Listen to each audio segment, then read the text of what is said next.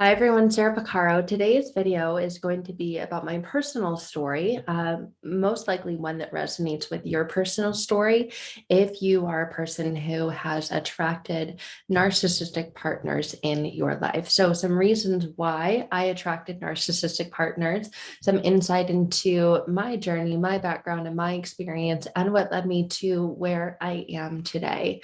So the number one thing that I resonated and connected with in looking at myself as the common denominator in all of my past narcissistic relationships was moving forward too fast, not establishing boundaries, and realized that because I didn't know how to establish healthy boundaries within myself. It was never modeled. It was never taught to me because of my upbringing.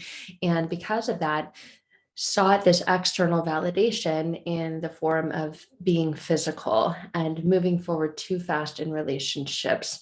I was physical very, very fast at a very young and early age in junior high, not an age that I would like to admit. And it just spiraled and moved forward from there.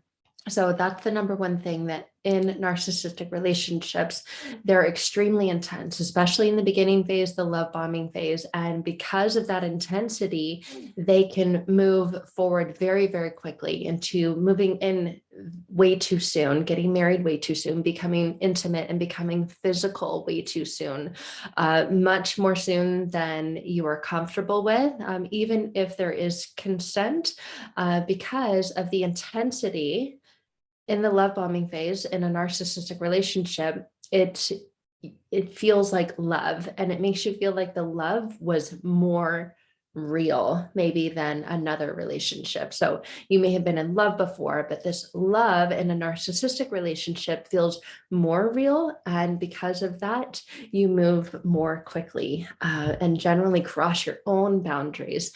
And you think, well, we're in love, why wouldn't we move this fast, right? This is what real love feels like.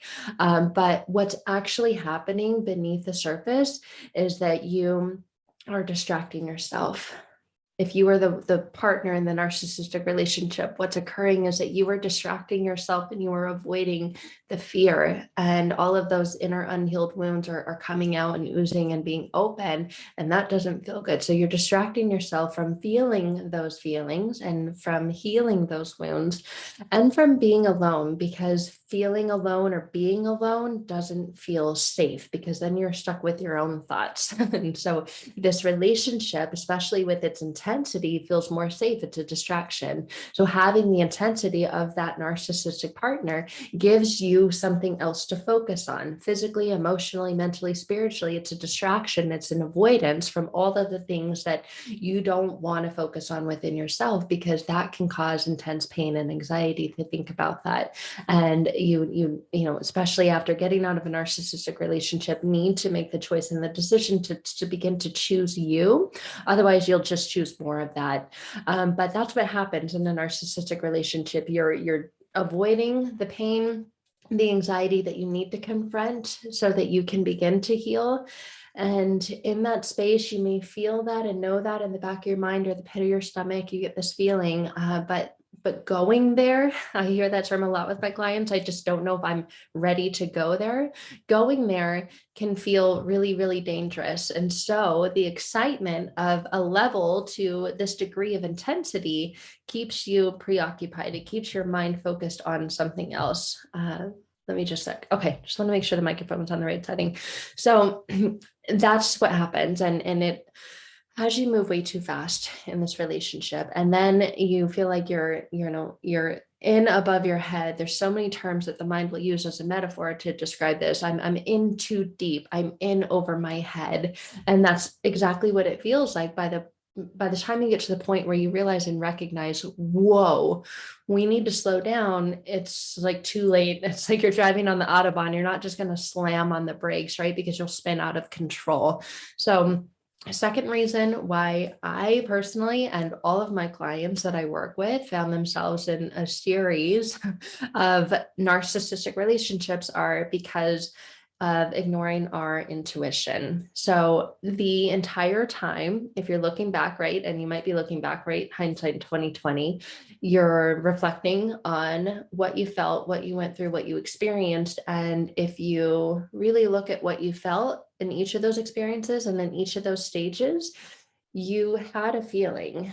That feeling is your intuition, that gut feeling, that feeling and that sense that something is off. And you felt it from the very get-go. You felt it from the beginning. Even though perhaps in the beginning there were not major red flags, that intuition, that gut feeling was there. And when you get into the next narcissistic relationship, that same feeling is there. But the problem is because you ignored it in a previous narcissistic relationship, the ignoring it is what becomes familiar. That's that pattern that becomes familiar. So you become comfortable with ignoring it. Your mind says, oh, we've been down this road before. That last one wasn't good for me. This one's different though. It's a different person. They have different interests. You have, different activities that you guys do together, whatever it is, your mind will justify and say, well, this is different, even though the feeling is the same. And the feeling is the ignoring, but you've already gotten accustomed and used to ignoring that. And so because of the combination of that and being pursued so relentlessly and so intensely by this narcissist, you allow yourself to continue to ignore the intuition because it feels so incredible to be pursued to that intensity, that level, and that degree. So you again ignore your intuition because you find that slow and boring is, who wants that? But that's actually the sign of a healthy relationship, but it's not familiar. It's not a familiar pattern or feeling for you. So you don't go with it. The mind will always go towards what's familiar and avoid what's unfamiliar until you stop, take a break, and give yourself the space to sit with that. And that's the only thing that will cause and create change. You can't keep going down the same path and expect change, right? Definition of insanity. So even when you do see the red flags, and even when you identify, okay, yeah, maybe that's not true, I'm making an excuse, or I'm ignoring it, you're seeing behaviors in the relationship, like catching them cheating on you, they're going out and they're drinking, and like all of these things, you start to realize that you begin to engage in those things as well. Perhaps, maybe before meeting this person, you were on a good path and you were doing really well in exercises and eating healthy. And then this narcissistic person comes in and then you start participating in poor choices just because you're trying to please them and you want them to like you. And you go along with things that you're not really aligned with or don't really feel good, but you go along with them because you want this person to like you, right? And then you may say things like, well, every relationship is compromise. We need compromise. Like there's not a single relationship out there where people don't compromise. So with this and the combination of ignoring your intuition, you're accepting excuses because you want to believe, you hold on to hope. This is another thing that everyone I did and everyone I work with has to process through is you held on to this hope that things would be different this time, hope that things would be different with this person or this partner than they were with the last one, and hope that, you're not going to get your heart broken again because it hurts the first time. It hurts so badly and so deeply that you think, well, this time is going to be different. I'm going to do whatever it takes. I know what I did wrong in the last relationship and I'm not going to do that again in this relationship. But again, that has become a familiar pattern, and ignoring your intuition or turning it off or silencing or stuffing it down or telling it, shut up, I've got this. I learned from the last relationship. I don't need you anymore. I know what I'm doing, like all of those things, but it's still there. But again, that familiar pattern of ignoring the intuition. So that is what needs to be made familiar. And what needs to be made unfamiliar is ignoring it so that you really tune into it, tune in and turn it on, turn it all the way up. So that voice becomes louder than the narcissistic voice. Another thing as well, and this comes into play in both sides of the relationship with the narcissist, they avoid taking responsibility for themselves. You as the person and the partner with a narcissist do the same thing. And I did the same thing as well. I didn't take responsibility for myself. I didn't stand up for myself. I didn't speak up for myself. I didn't say when something was wrong or off, or I didn't want to do it. I went with it instead because somewhere really, really deep down internally, and this is something that's stored in the unconscious part of the mind. This is why you can get such rapid results and breakthrough, because if you're working in the part of the mind that houses and is home to the problem, then you can fix and change it very, very quickly, because somewhere really, really deep down, I wanted Cinderella. I wanted the fairy tale princess. I wanted the Prince Charming. I wanted someone to sweep in and come in and save me and wilts me away, just like all those Disney movies I grew up seeing, just like the home life that I was trying to avoid and run away from. And so it makes perfect sense that just out of college, here comes this charming covert narcissist who promises, to move me to another state, a state that I'd always grown up dreaming about living in, and went, okay, he's saving me. He's on this career path. He was 7 years older than I was, and he was going to be really successful and make a lot of this money. And I got to go along for the ride. I got to enjoy it and be a part of it with him, because really deep down, I wanted someone to save me from all of the chaos, all of the inner turmoil, all of the negative, upbringing that I had experienced. I wanted someone to save me from the emotional avoidance and the emotional abuse that I had endured, and not only my upbringing, but relationships prior to him. So I didn't feel strong enough at that point to fully trust myself and believe and feel and know that I was going to be okay on my own. I had this belief that I was not going to be okay unless I had a person, unless I had a partner. And that is like the the definition of codependency. I grew up with a mother who is incredible, but always said, don't worry, you'll find a guy. And that was a seed that was planted in my mind that said I wouldn't be okay. I wouldn't be able to make it. I wouldn't be able to survive without a guy. And that was her belief. That was her thought. But it was implanted and embedded in my unconscious mind, and it became mine. So it's kind of like an apple tree, right? Like it grows its own apples, but then if it drops an apple and then the seeds get scattered, then it gets planted somewhere else. It's the same thing that happens with our mind and our upbringing and our experiences. So I did not believe or trust that I was going to fully be okay on my own. I was very, very codependent from a young age. I mean, we all are when we're young because we're vulnerable and we depend on our parents or caregivers. But even in partnerships or relationships, I was extremely codependent. I did not believe that I mattered. I always thought that the person I was with mattered more than I did, that what they wanted to do kind of trumped what I wanted to do, or their thoughts, their opinions about the world and their beliefs were superior to mine. And so I went along with it and wanted them to like me, and was this, yes, people pleaser person. And I did not trust that my own authentic self would be accepted if I put it out there. And I'd never put it out there. I didn't feel safe to put it out there because I didn't trust myself. I never learned to trust myself. And so I kind of sought safety and refuge in this other person, in this partner. And because of that, I didn't take responsibility for myself, right? I kind of went with the flow. I was just there to enjoy the ride. And that's what happened for a very long time in both of my more significant narcissistic relationships. The first one, almost a decade with the covert, and the second one with a malignant narcissist.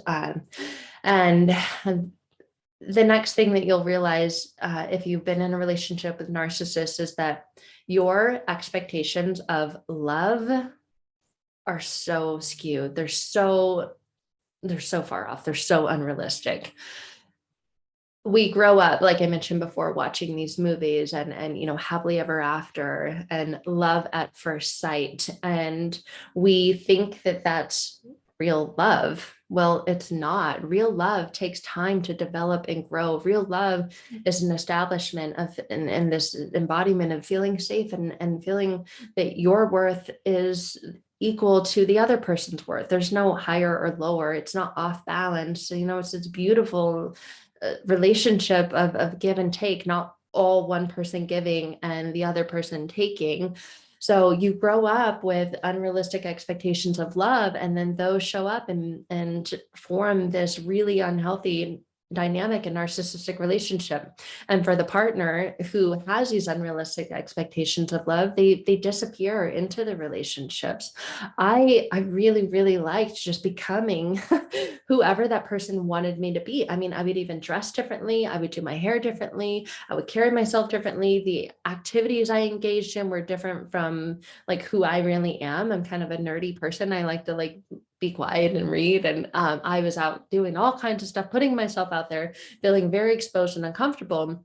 But that's what that person liked to do. So I melted into that, and that's not sustainable long term. It may be in the short term, and you may like the excitement of trying all these different and new things, but that's not who you really are. And because it's not sustainable long term, what happens is you begin to abandon yourself. You begin to get further and further away from your true, genuine, authentic self, and you abandon yourself. You lose focus on who you even are. You lose focus on the dreams that you had and this life that you imagined that you wanted to be a part of creating before this narcissistic relationship. So instead, you prioritize and consume, become consumed by the relationship. And the longer you stay in it, the further away you get from your true self, and the more and more you continue to abandon your own self. That's why people who've been in them for decades, they come out and they say, I have no idea who I even am. Maybe you were the wife in this situation and you raised children for 30 years and then finally got divorced, and you're so lost, you don't even know where to start.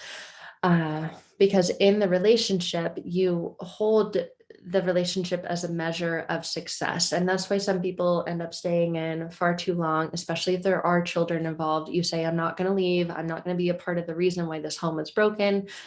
Because if the relationship, if you're married or you're together, that's a measure of your success. Well, just because you got divorced does not mean that you're a broken person or that your home is broken. By far, I mean, at any level, that is not what it means. But you begin to say, well, I can't get divorced. I can't leave them because then, right, then I'm a failure. And so you begin to put the success of the relationship as long as you're together, because when you focus on that, then you stop avoiding focusing on yourself. And if you begin to even step foot into that arena of self-care, focusing on yourself or self-empowerment or self-improvement or betterment, you get told that you're selfish, you get called every name under the sun, and focusing on yourself feels impossible. How can you do that when you're so consumed and sucked into this toxic vortex of this narcissistic relationship?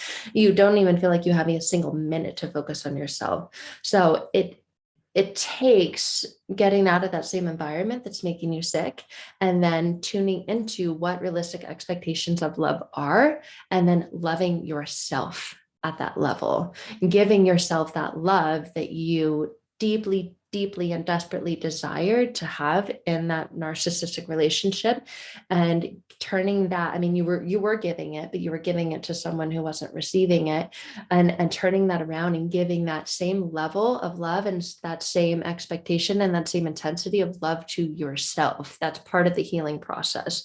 And having realistic expectations of love. It's not just going to be Valentine's Day every day. You're going to have highs and lows, but loving yourself and finding self-compassion, self-forgiveness, self-acceptance. That's all part of what realistic love is. So when you find yourself in a narcissistic relationship, you have really skewed and unrealistic expectations of real love. And then the next step is emotional unavailability. I talk about this all the time. You can identify that that person, that narcissist, that other person is emotionally unavailable. It's very, very clear, right? That's probably the foundation of the majority of the arguments that took place inside the relationship. You're not listening to me. You're not hearing me. You don't love me. You're not emotionally available. You're not in tune. You're not connected with me emotionally. You don't give a, you know what?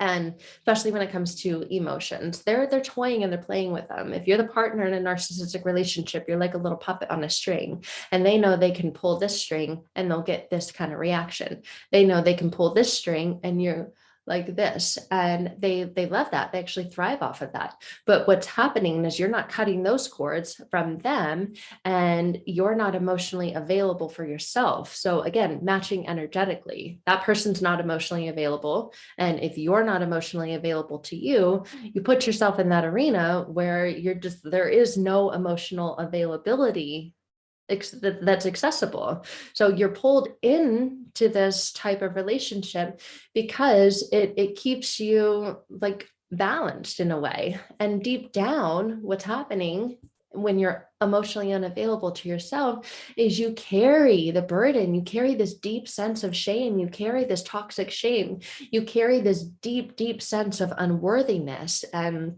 that those beliefs that you're unlovable and that what you want isn't available to you. It is to everyone else. That's why you judge and compare yourself against everyone else who seems to be in these happy, healthy relationships, the kind of relationship that you want.